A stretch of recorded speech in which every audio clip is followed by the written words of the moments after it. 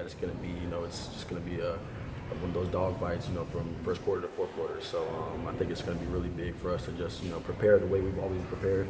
And yeah, it's going to be one of those games as always. And I guess you can't take anything for granted. I mean, last year in the first half, the defense played Jackson and Louisville pretty well. Mm-hmm. And in the second half, he got going Yeah. and made it one of those games. So you can't take anything for granted. No, not at all. We can't take anything for granted. We just got to keep, our foot on the gas from the first quarter to the fourth quarter.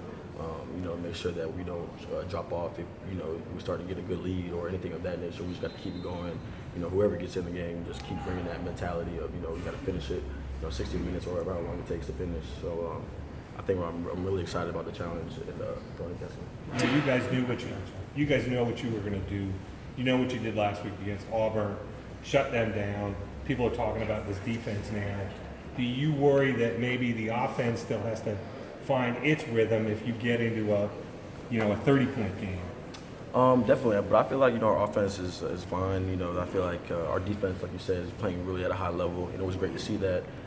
Versus Auburn, because I feel like we didn't get as big of a test against Kent State. So it was good to see that. Know that we can rely on our defense to make big plays and maybe keep us in the game if need be. But I think we both work together, offense and defense. So I still enjoyed watching our offense play, and they played really well.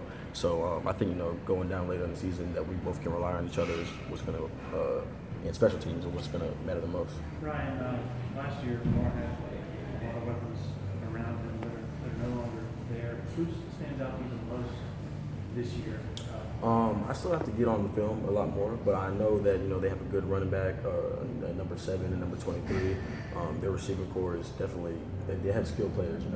I always say that when you play against teams, that everybody's skill is good. So it's kind of just making sure that I'm getting locked in on the receivers and what they like to do out of certain sets and certain formations. So I was definitely gonna start on that today. Make sure I'm looking at the receivers, what they like to do, as far as their releases and things like that. So I think the most, maybe stand out with just the receiving core.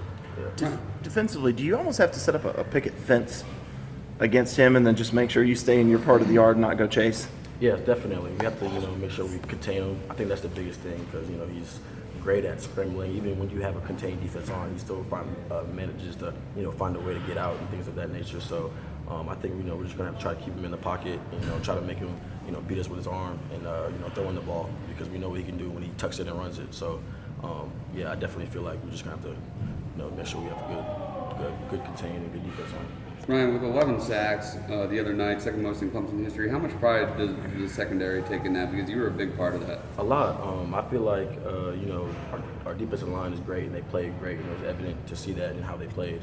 But I take a lot of pride in, our secondary. I thought we played a really good game as far as, they might have had some good coverage sacks. I got to throw that in there. So, but I feel like our secondary played real well. It was our really first challenge, against the throw, against the pass and stuff like that. But just seeing our defensive line flourish like they did, it just brings energy to the crowd, and then it's just great to see them making plays like they did. Like Austin Bryant was an animal, and it was just good to see that. Good to see him do his thing. Talk to me about that big pass breakup you had in the first half.